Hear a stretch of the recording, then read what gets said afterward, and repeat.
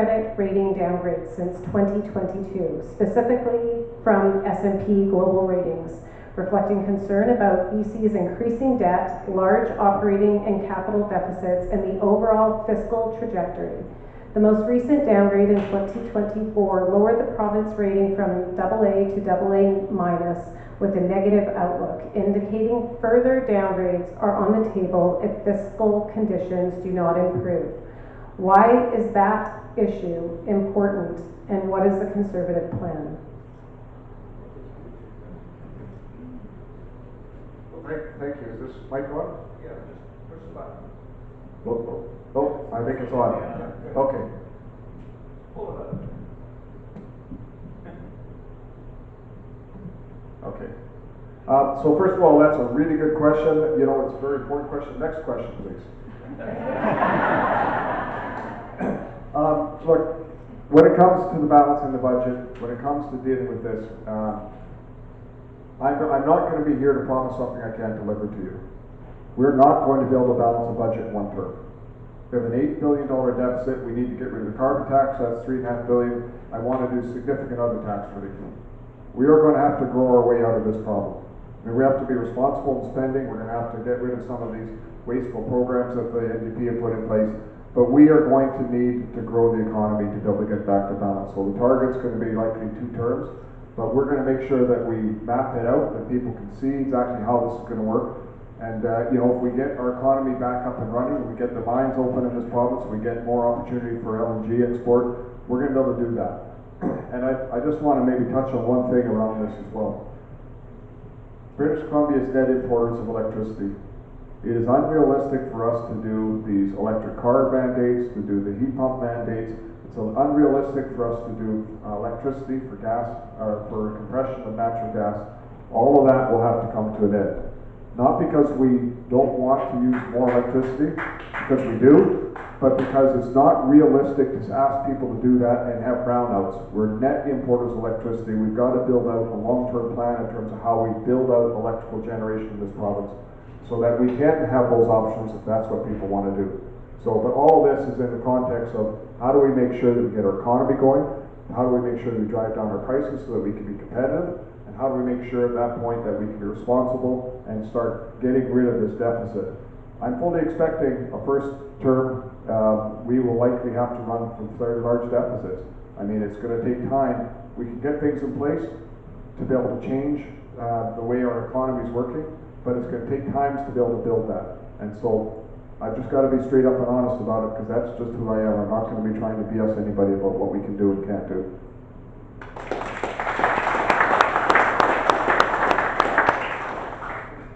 Thank you. Next question is, media critics compare EB as premier with you as possible premier. They claim that he is competent with an experienced cabinet. In contrast, they claim you are inexperienced and will not likely elect strong candidates to form a competent cabinet. Explain why they are wrong. Well, I can tell you that one's really easy. I mean, first of all, like Chris, we've got a very competent individual here that can serve the riding well. But let me put it this way. They have destroyed families with drugs. They've got vending machines offering drug paraphernalia and teaching kids how to do it. They've destroyed our healthcare. They've destroyed our economy. Thank God we don't have their experience. We need people that are from the grassroots that are going to come and work hard and represent this province and change things around.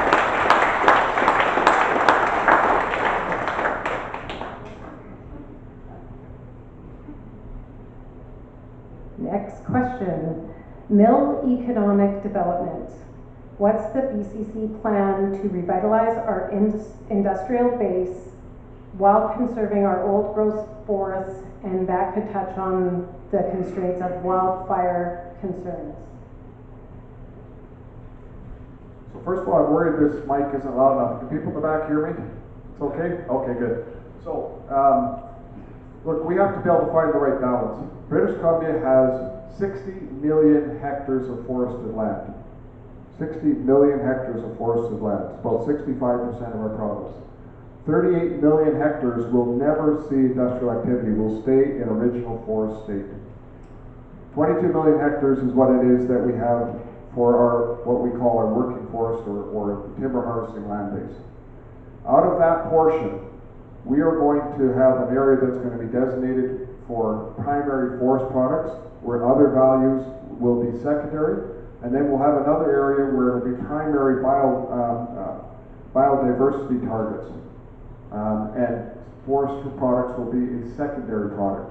And that, combined with our parks and our other forested area, is going to be able to map out the things that we want to make sure we can help protect in this province and find that right balance. But at the same time, it's going to make sure that we have an area that we can utilize for a vital and healthy forest industry.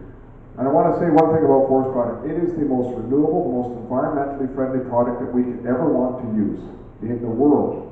And I think, as quite frankly, as British Columbians, we should be able to step up to the plate and make sure that we can provide that sustainably for people in the world and for our own purposes. Not only to create the jobs and support communities, but also, quite frankly, help other areas so that they don't have to use steel and concrete and other options. They can use wood as well. And so we're blessed with it. We need to use it. We need to make sure we do it responsibly. We need to make sure we do it balanced. But that is what we will do as a Conservative government in British Columbia. We'll make sure also we get people back to work and not have these things done by ideology. We'll follow the right science.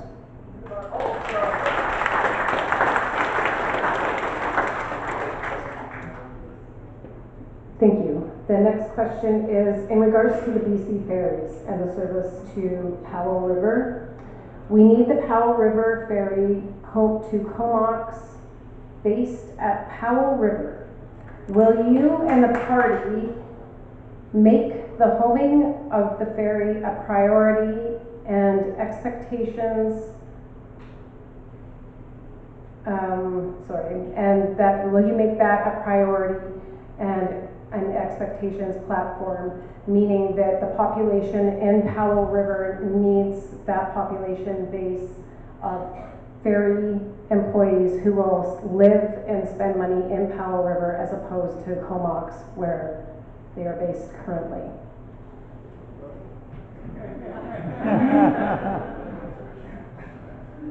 I'm sure Chris will add a few comments here with regards to this as well. Look, BC Ferries right now has got a $500 million shortfall starting in 2026 or 2025.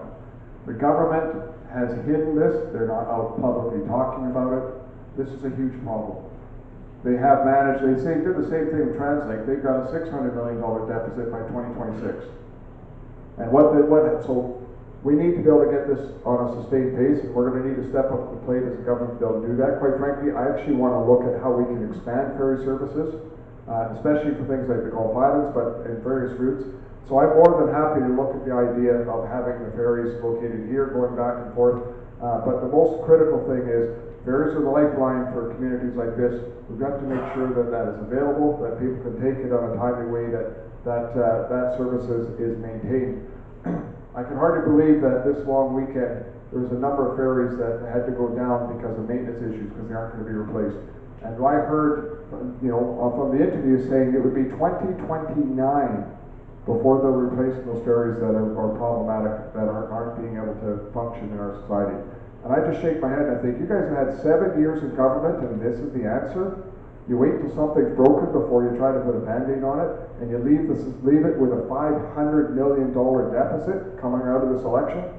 I'm sorry, that is completely irresponsible. We'll make sure, quite frankly, that BC Ferries is put back on a path where they can be healthy and they can make sure they deliver the services that are needed.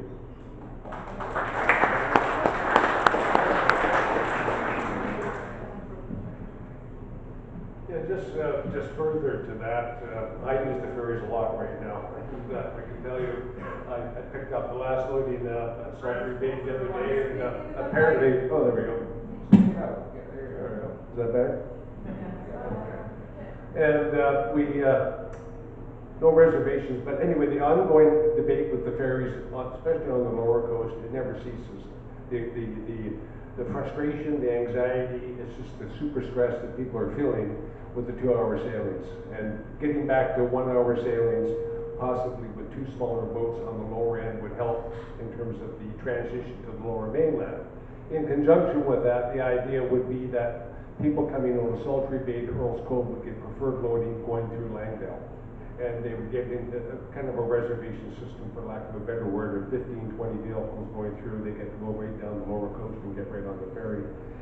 But I have read a number of reports, and there's a great opportunity here to take BC ferries and make it world class. It's kind of bumps along, and it's kind of the thing that everybody doesn't want to talk about. This should be a leading corporation worldwide if we want to enhance our coastal communities. If we want younger people and our grandparents, grandchildren to visit us, we need connectivity. We're losing adults and grandparents on the lower coast now because their kids won't come over from the lower mainland in the summer. They just will not put up with 3-hour waits down at Horseshoe Bay. So we need to really step on this, and we need to lead with a great corporation. Right? I want to add one more thing about ferries, and look, I'm always concerned about safety as well. We got to make sure that things are done safely. You realize that there are ferry systems in Norway that will not allow electric vehicle on a ferry because there's no way to put out a fire. If you have an electric vehicle fire, there's no way to put out a fire. And I've asked BC Ferries about it. They don't really have a good plan except to try to basically encase it in foam and put the thing out. I talked to the fire department in Vancouver, and they said, look, if we have an electric vehicle fire on a bridge, the only thing they could do is bring a truckload of sand and bury it. Shove it off the end. So, well, that's good, but if it's in the middle of the boat, that's a problem. In any case, we want to make sure that our ferries are safe, and they need to be safe around this. So I just want to make sure that we've got good solid protocols in there to deal with these types of things. So I thought I should just mention that. Okay, thank you. The next question is posed to you, Mr. Rustad. People are saying the BC Conservatives are anti-LGBTQ. Could you speak to this? Sure.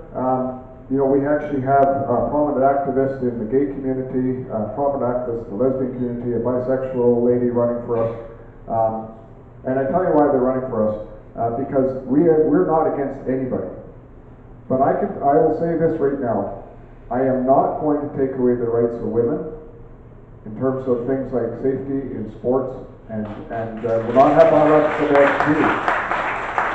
If we want to have, I'm more than happy to have different categories, open categories, but I don't believe, quite frankly, that we should be doing that. I also want to make sure that women and girls are safe in washrooms and change rooms. That's something I just believe in. And I'm not saying that a trans person is dangerous. I'm not saying that at all. They need to have their safe place to be able to be as well. I just don't want to have to take the rights of one person away to give rights to another person. We just need to be able to balance that. One more thing I just want to add, and like I say, we want to get rid of soji out of our schools, and we think it's too divisive, it needs to go.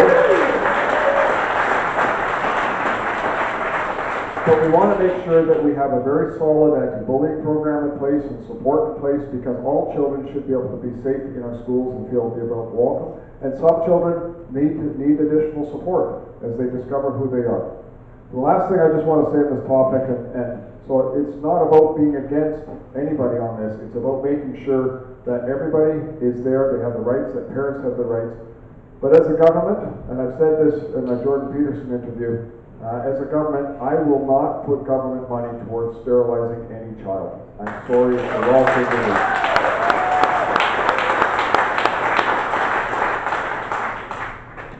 Okay, thank you. That covered a few questions in the pile. What are your thoughts on the ever-expanding public service? I work for the Provincial Public Service and observe firsthand the increase in public service administration jobs. Is this something that you will address, because I do not like seeing tax dollars going towards unnecessary positions? That's a very good question. And I can tell you something, I'm not interested in coming in and saying we're going to cut the public service by some sort of percentage. Because I think, quite frankly, public service do the best job they can for people in this province. And we need to be able to recognize that. Now, having said that, I do want to look at where deficiencies are, because look, our public service has grown from 270,000 to 400,000. 12 public service jobs for every one in the, or 12 public service jobs for every one in the private sector over the last couple of years. So this is unsustainable. We need to look at this, and I'm just going to give healthcare as an example. Germany is twice the population of Canada, Yet Canada has 10 times as many administrators in health. Close to 40% of our nurses are administrators. We need people to be working on the front line servicing people. We don't need people pushing patients. So that will be a big shift that we're going to need to do. We're going to need to get rid of those layers of bureaucracy that aren't needed in government. We're going to look at how we deal with that, but not from a perspective of trying to find some sort of target.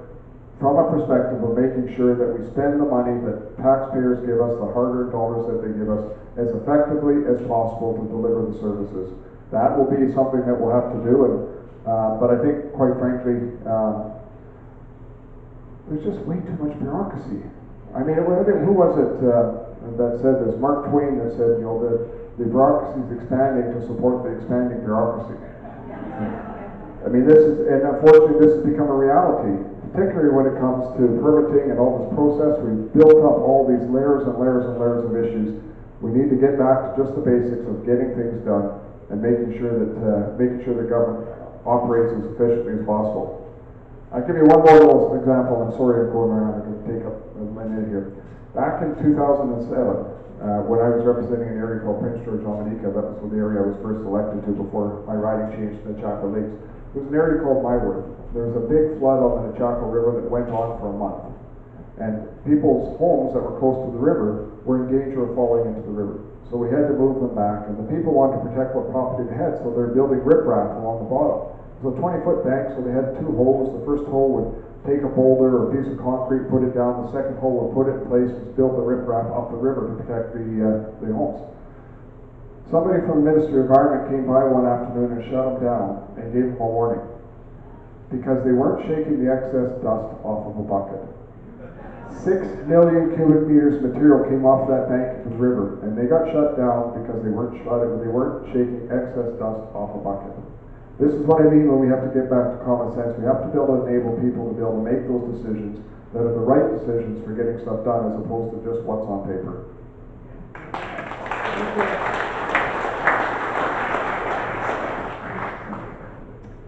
You may want to keep the mic in your hand. The next question is, if you want to increase housing, why have you said that you'll repeal Bill 44 that lets property owners build multifamily housing on their properties? Sure. So we're going to, first of all, we're going to repeal the bill that restricts Airbnbs. Makes no sense at all to be taking away private property rights on that. That is a local government issue. They should be issuing the permits. They should be doing the zoning. It should not be something that the provincial government does. That is a local government decision making. On Bill 44 and Bill 45, which says that you can build multiple homes on lots and you don't have to have public hearings, there's no public input that's required around it. I say this, it's great to be able to think that you can put four homes on a lot, or even six homes on a city lot. Where's the parking?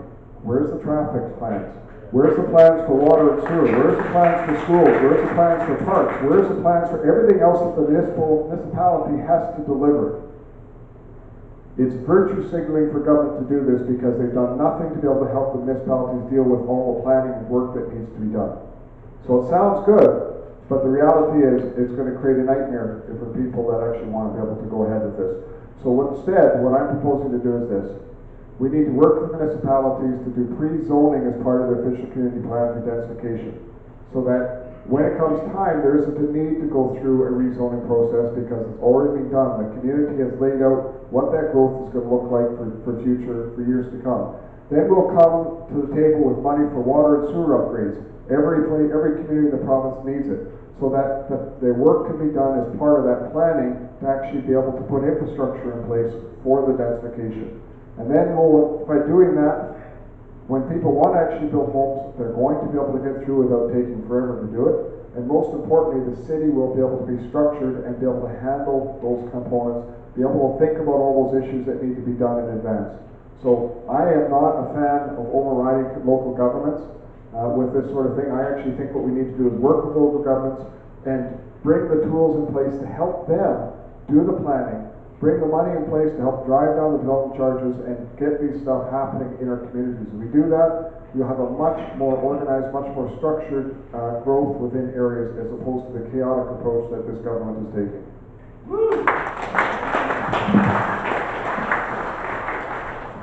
Thank you. The next question is twofold, and how to continue with Indigenous reconciliation going forward, and combined with, would you give the Powell River residents the right to vote on the name change?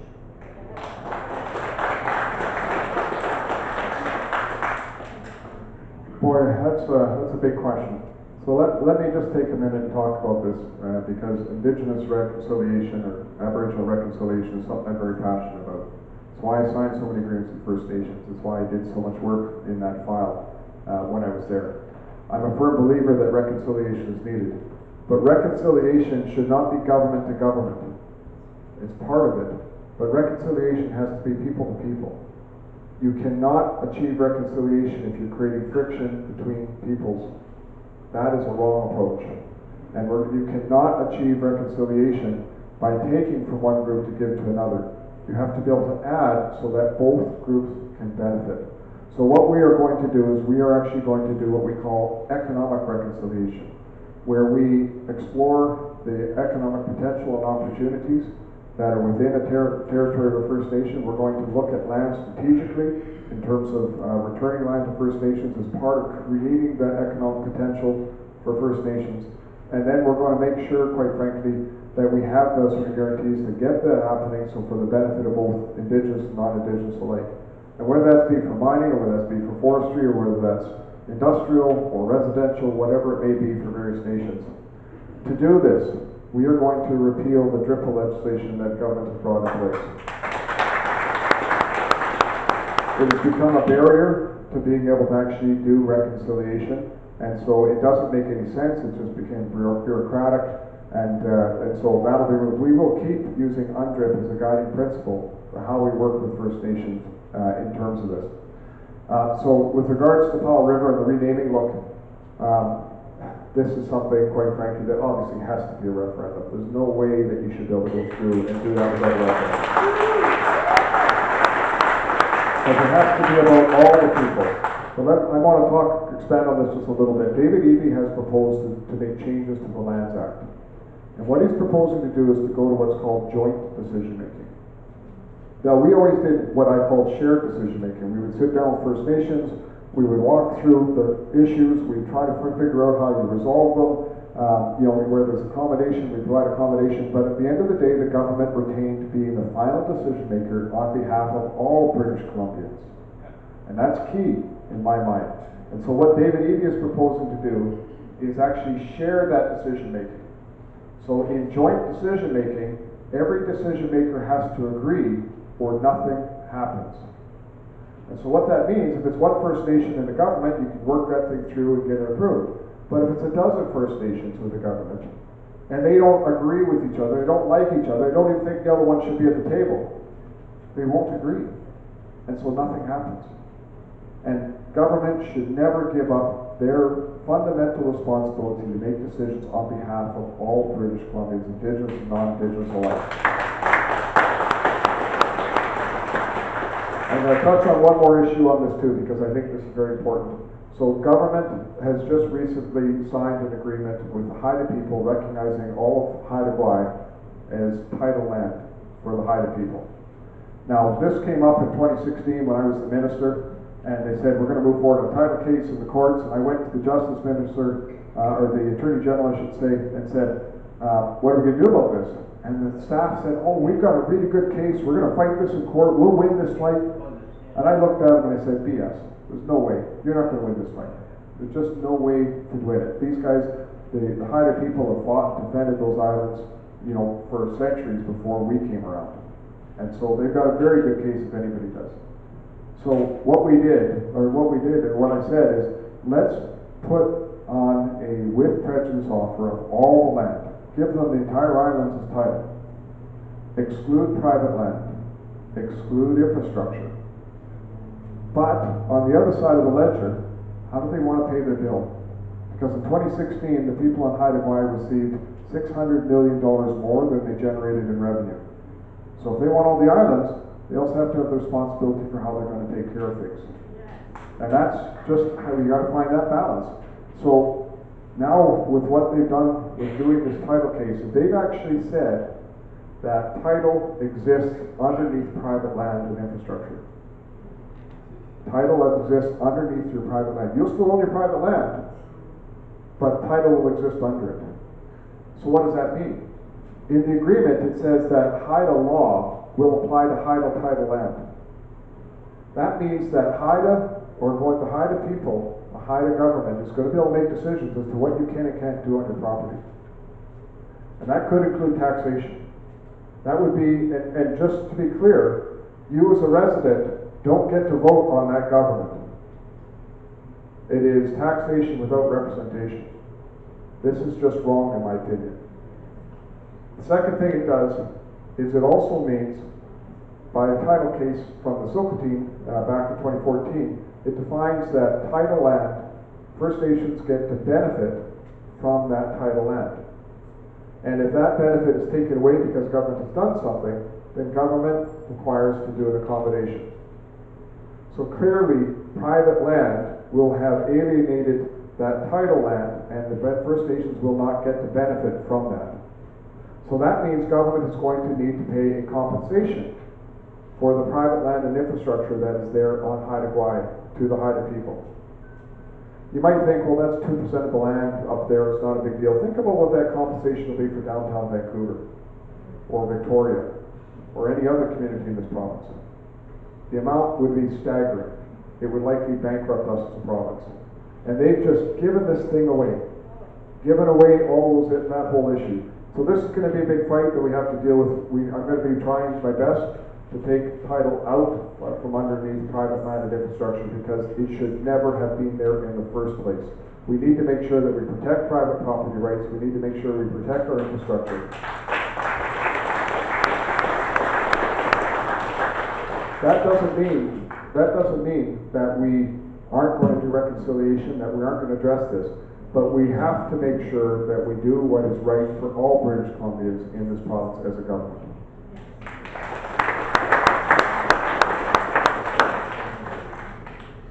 Okay, thank you for your questions. I know we might be getting close to time, but I'll just wait for that. Okay. I do have another question, a few more. On media platforms, it has been quoted that the Conservatives want